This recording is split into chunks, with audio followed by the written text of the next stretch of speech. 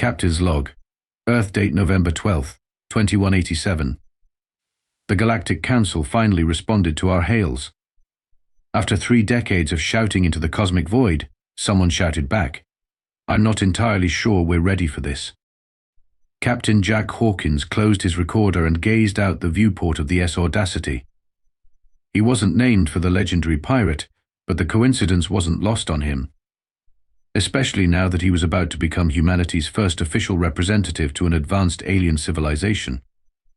The irony that humanity's diplomatic debut would be made by a career military man with the diplomacy skills of a sledgehammer wasn't lost on him either. "Captain, they're requesting permission to board," Lieutenant Rodriguez called from her station. "Their translator seems to be working. Should I grant access to docking bay 3? "Might as well." Hawkins sighed, straightening his uniform. "Can't keep the neighbors waiting. First impressions and all that nonsense." 30 minutes later, Hawkins stood at attention as the airlock cycled open. The delegation that emerged was diverse, to say the least. 3 distinctly different species, each more alien than the last. The apparent leader, a tall humanoid with iridescent skin that shifted colors like an octopus on a disco dance floor, stepped forward.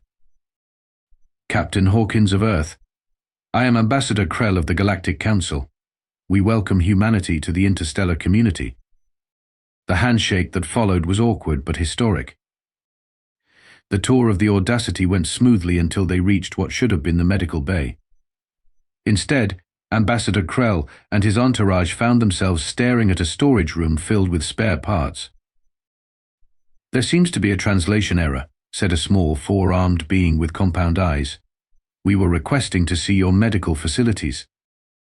"This is it," Hawkins replied with a shrug, "and medical kits in that cabinet over there." The silence that followed was deafening. The aliens exchanged glances that transcended species barriers, universal expressions of concern. "Captain Hawkins," Ambassador Krel finally spoke, his skin cycling through worried shades of blue and purple. "Are you suggesting that this vessel, with a crew of 53 humans on a 5-year mission, has no dedicated medical facilities?" "Pretty much. Got some bandages, painkillers, a bone setter, and a couple of field surgery kits. What else would we need?"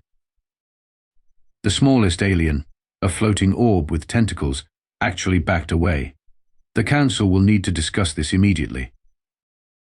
The Grand Chamber of the Galactic Council looked like what would happen if you gave a 5-year-old child unlimited funding to design a space parliament after feeding them nothing but sci-fi movies and sugar for a week. Crystalline structures hung from impossibly high ceilings.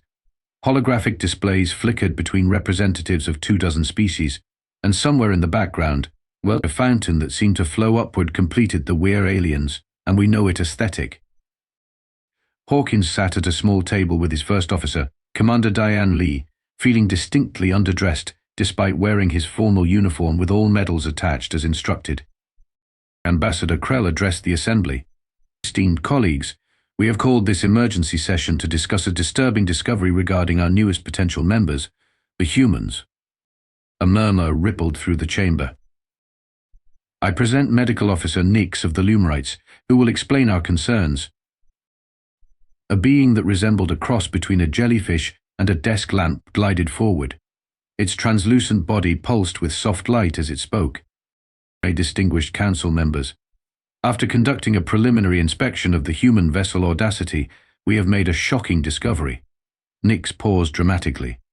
Their ships contain no medical facilities whatsoever.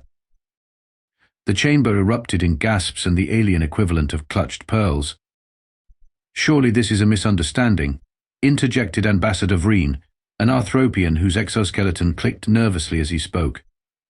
"Perhaps their medical technology is integrated in their living quarters, or too advanced for us to recognize." "I wish that were the case." Nyx continued. "Captain Hawkins, would you please explain human medical protocols aboard your vessels?" All eyes turned to Hawkins, who stood and cleared his throat. "Look, it's pretty simple. If someone gets hurt, we patch them up. Got a first aid kit in every section. For serious stuff, we've got a couple of autodocs that can handle surgeries if needed." "And your medical staff?" pressed Nyx. Everyone gets basic first aid training. Engineer Pete used to be a combat medic. I can set a bone in a pinch. Ambassador Vreen's mandibles clacked in what appeared to be distress. Captain, what happens when a crew member suffers a severe injury or illness during your 5-year missions? Hawkins shrugged. They either get better or they don't. The chamber fell silent. That's barbaric, exclaimed a representative from the back. Actually, Commander Lee interjected. It's efficient. Our ship's resources are allocated to mission-critical systems. Is the health of your crew not mission-critical? Ambassador Krel asked, genuinely puzzled. Of course it is, Hawkins replied. But humans are durable. And Medical Officer Nyx's lights dimmed slightly. Captain, our scans indicate your species has no exceptional regenerative capabilities compared to Council standards. You are, in fact, quite fragile compared to many spacefaring races.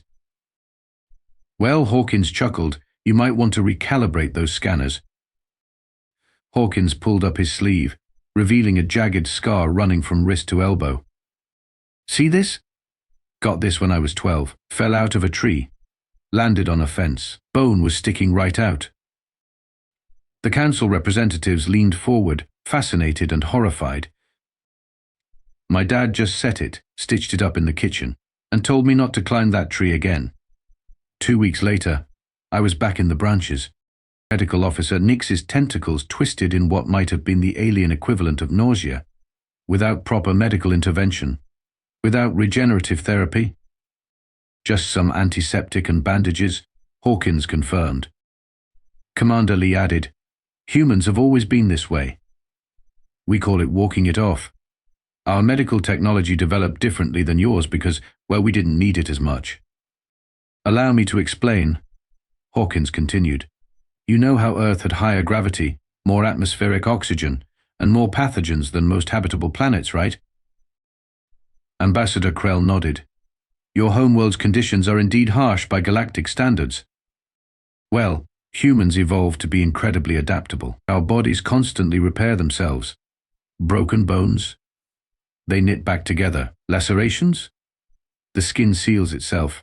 Hell, you can remove certain organs entirely and we just keep going. Impossible, whispered Ambassador Vreen. It's documented. Commander Lee replied, displaying medical records on her tablet. Early space exploration incidents demonstrated this clearly. Remember the Collins incident, Captain? Hawkins nodded grimly. 2079, the S-Pioneer suffered catastrophic depressurization. 3 crew members were exposed to vacuum for almost 2 minutes before rescue. Medical facilities on board. They all survived. One of them went on to command 4 more missions. The council chamber had grown deathly quiet. But the trauma, the psychological damage, Medical Officer Nyx stammered, lights flickering in distress. Oh, we get PTSD just fine, Hawkins admitted. But physically, humans are basically space cockroaches. We just keep going. Ambassador Krell's skin had settled into a disturbed shade of grey. You're saying human medical technology developed around simply assisting your natural healing process?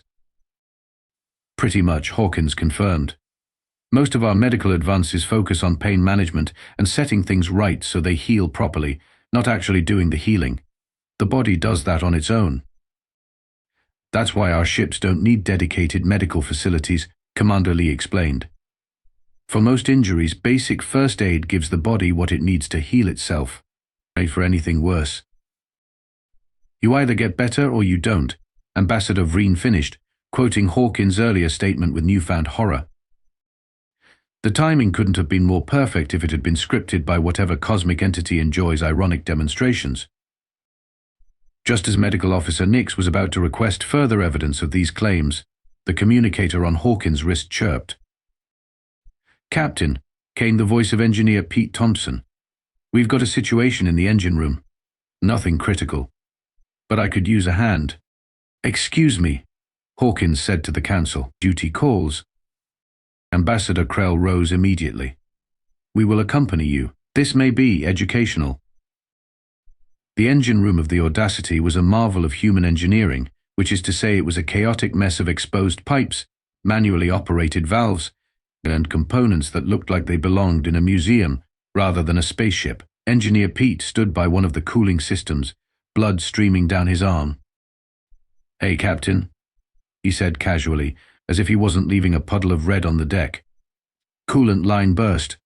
Got it patched, but caught my arm pretty good." Medical Officer Nyx pushed forward frantically. "This man needs immediate medical attention. The wound is severe, and that coolant is surely toxic." Pete looked confused. "It's just a cut, and the coolant's basically fancy water." Hawkins grabbed a first aid kit from the wall. "Let's see it, Pete." The engineer held out his arm. A jagged laceration about 6 inches long ran from his wrist toward his elbow, surprisingly similar to Hawkins' childhood scar. "Not too bad," Hawkins muttered, opening the kit. "Might need a few stitches, though." "I can do it myself if you're busy with the diplomats," Pete offered, reaching for the kit with his good hand. Ambassador Vreen made a sound like a tea kettle boiling over. "You cannot be serious. That requires proper medical facilities, sterile conditions, regenerative therapy." "Nah," Pete replied. "Just some antiseptic, a needle, and thread. Done it plenty of times." As if to prove the point, Hawkins cleaned the wound with a solution from the kit, applied a numbing spray, and began efficiently closing the wound with neat stitches. The entire procedure took less than 10 minutes, conducted against the background hum of the engines with the alien delegation watching in horrified fascination. "There you go," Hawkins said, finishing the last stitch. "Try not to pull those out for at least a week." "Thanks, Captain," Pete replied, flexing his fingers experimentally. "Good thing it wasn't my dominant hand. I've still got to recalibrate the sensor array. You're returning to work?" Immediately, Medical Officer Nyx's entire body had dimmed to a pale blue, apparently the Lumarite equivalent of going pale with shock. "Well?" "Yeah," Pete said, already reaching for a tool. "Ship won't fix itself." The alien delegates exchanged looks of disbelief. "How long until the injury is healed?" Ambassador Krel asked, unable to hide his morbid curiosity. Pete shrugged.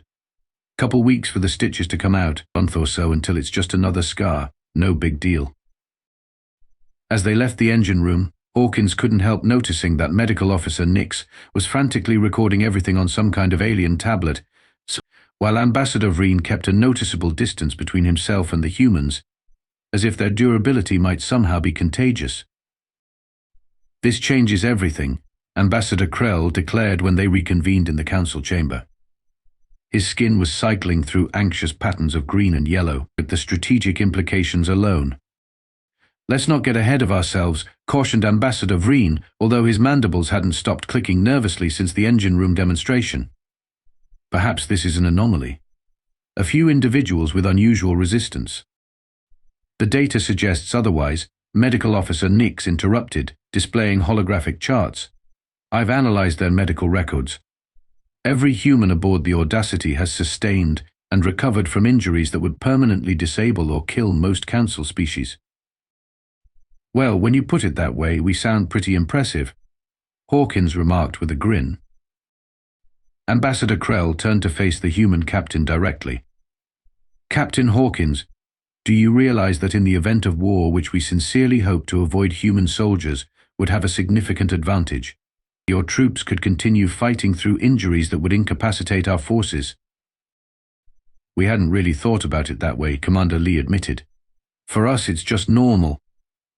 "Normal," echoed Medical Officer Nyx faintly.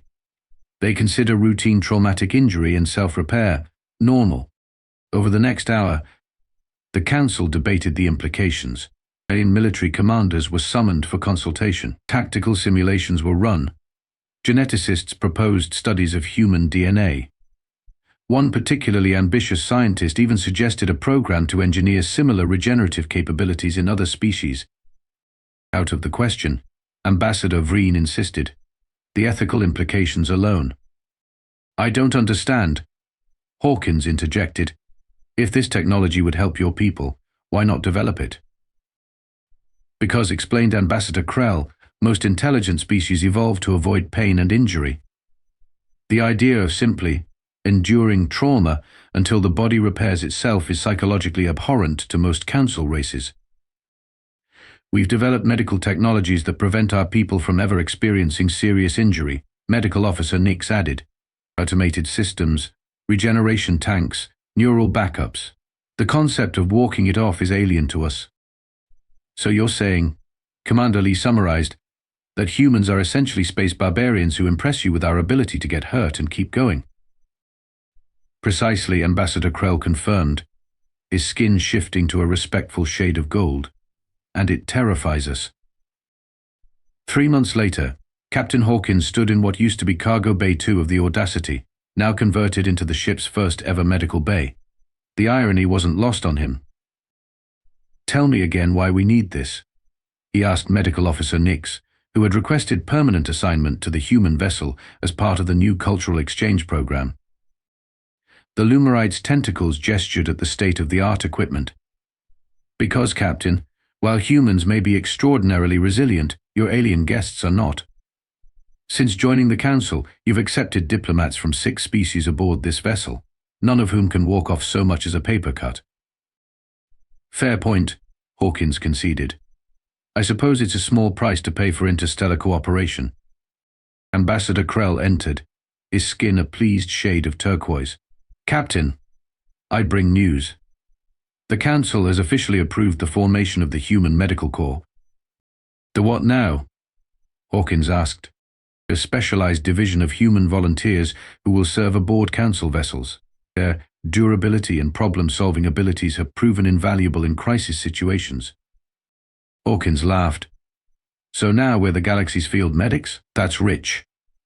"And not just medics," Ambassador Krel corrected, "emergency responders. Your people's ability to function under conditions that would incapacitate other species makes you uniquely qualified." The doors slid open again as Engineer Pete entered, the fresh scar on his arm barely visible. "Hey, Captain, the Arthropian engineers need help with the reactor coupling. Apparently the radiation levels are dangerously high by their standards." "Go ahead, Pete. Just try not to get irradiated in front of them. The paperwork is a nightmare." As Pete left, Ambassador Krell's skin rippled with what Hawkins had come to recognize as amusement. "Your species continues to surprise us, Captain. Who would have thought that humanity's greatest contribution to galactic civilization would be your remarkable ability to get injured and keep working?" "Humanity? Fuck yeah," Hawkins muttered under his breath. "I'm sorry." Ambassador Krel tilted his head. "Nothing," Hawkins replied with a grin. "Just an old human saying. Something about finding your place in the universe." And as he looked around at the medical bay that existed solely for the benefit of their new alien allies, Captain Jack Hawkins couldn't help but appreciate the cosmic joke. Humanity had spent centuries dreaming of meeting advanced alien civilizations with miraculous technology that would solve all their problems. Instead, the aliens had met humans and discovered that sometimes the most impressive technology isn't technology at all, it's simply the stubborn refusal to stay down when the universe knocks you flat. "Welcome to the galaxy, humans," Ambassador Krel said, extending a hand in the human gesture they'd taught him. "We look forward to watching you not die from things that should definitely kill you." "Thanks," Hawkins replied, shaking the ambassador's hand. "We look forward to it too."